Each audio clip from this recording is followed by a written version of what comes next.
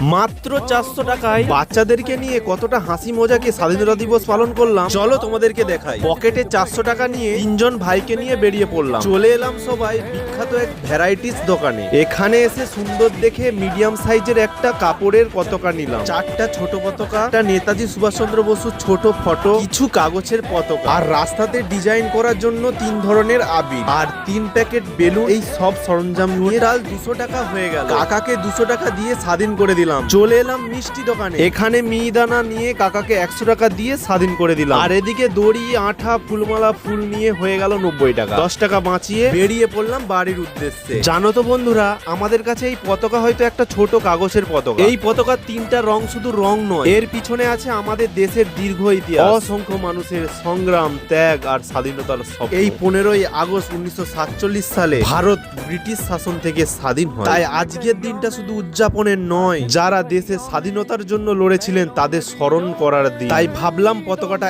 এমন একজনের হাতেই উঠুক যিনি আমাদের থেকে অনেক বেশি সময় এই দেশটাকে দেখে এসেছে। তাই আমার পাশের বাড়ির বয়স্ক দাদুকে দিয়ে পতাকাটা উত্তোলন করা। জানো তো বন্ধুরা, 400 টাকা দিয়ে আজ হয়তো অনেক কিছু কিনতে পারি, কিন্তু আজকের দিনে যে আনন্দগুলো পেলাম তার দাম হয়তো টাকা দিয়ে মাপা যায় না। দেশকে ভালোবাসা বড় কিছু দিয়ে শুরু করতে হয় না, ছোট্ট একটা ভালো কাজ দিয়েও শুরু করা যায়। চলো বন্ধুরা, জয় হিন্দ, ভারত মাতা কি জয়। এই রকম মিনি ব্লগ ভালো লাগলে ফলো করে পাশে থাকবেন প্লিজ।